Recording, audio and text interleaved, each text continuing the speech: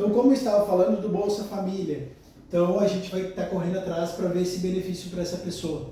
Então, o plano ele vai se constituir mediante um olhar dessa autonomia desse sujeito. Também, outro fator que é muito importante são os vícios e a dependência química. Se essa pessoa precisar frequentar um CAPS, um psiquiatra, fazer uma regulação de medicação, passar por um acompanhamento psicológico, não no abrigo, fora do abrigo, a gente tem que de alguma forma direcionar esse tipo de acompanhamento. Então, entendendo que a pessoa também pode ter uma questão de vício ou dependência química.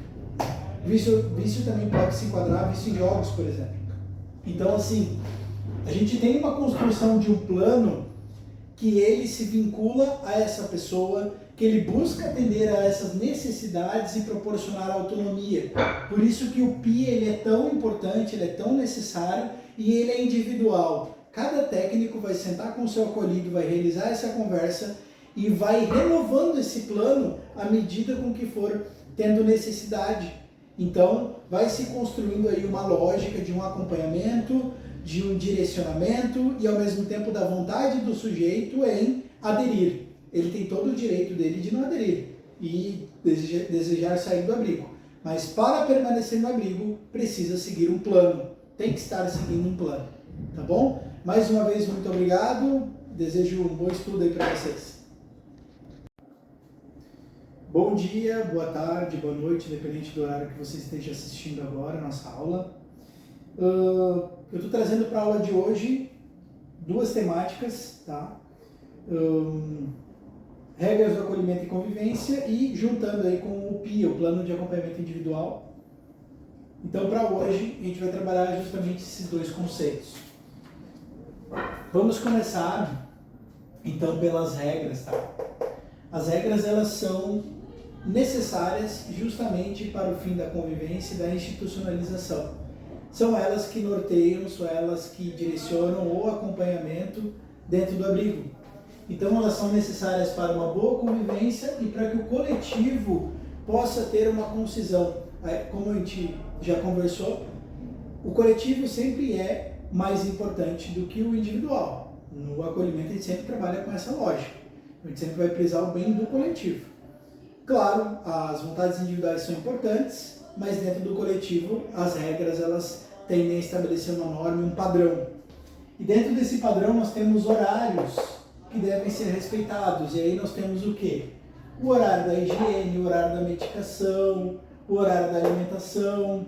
Então, cada uma dessas questões tem um horário, tem uma determinação, porque a gente entende que essa rotina auxilia o sujeito a ter uma nova percepção sobre sua própria vida, sobre suas escolhas, e querendo ou não, a vida no social é uma vida com regras. E mesmo na rua, existem regras da rua também. Não existe espaço onde não tenha regras. No trabalho, em qualquer lugar que a gente for, existem as regras.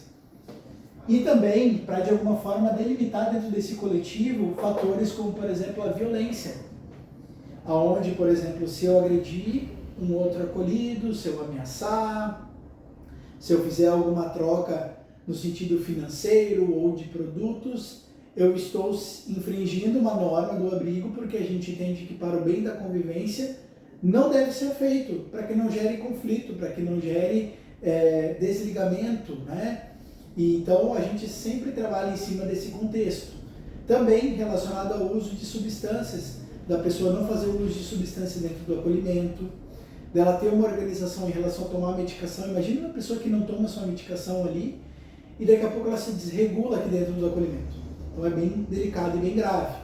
E também as regras elas fazem parte do plano de acompanhamento individual. Um indivíduo que não segue o seu plano, ele acaba descumprindo uma das normas do abrigo e ele pode ser desligado por não aderência ao plano de acompanhamento. E agora a gente entra na segunda aula, né? O que é o plano individual de acompanhamento? Ele, primeiramente, ele é individual, cada um vai ter o seu. Ele tem um plano que a gente elabora, então a gente senta com esse sujeito e a gente constrói um plano dentro de um período, que pode ser de até 2 anos. Então, até 2 anos, o acolhido pode permanecer aqui conosco e dentro desse ideal, desses 2 anos, né? Por exemplo, tem acolhidos que ficam 6 meses, 3 meses, tem acolhidos que ficam 1 ano. Então, não necessariamente os 2 anos eles serão utilizados por todos. Ele é uma condição a ser trabalhada mediante a necessidade. Então, a gente trabalha inicial com prazo de 6 meses, podendo ser prorrogado por mais 6 meses e assim por diante. Então, é uma construção. Então, esse plano, ele vai trabalhar essa autonomia do sujeito. Porque o ideal final do plano é esse sujeito não ser dependente do abrigo. Então, a gente vai trabalhar no quê? Nas áreas da saúde, frequentar consultas, seguir a sua medicação e por aí vai. Trabalho, né? Se esse sujeito tem a oportunidade de poder trabalhar, de se reinserir, de realizar um curso, né? Então, proporcionar isso para esses sujeitos. Benefícios, como eles são sujeitos de direito dentro da assistência, eles devem minimamente ter um Bolsa Família. Se essa pessoa não tem, vamos correr atrás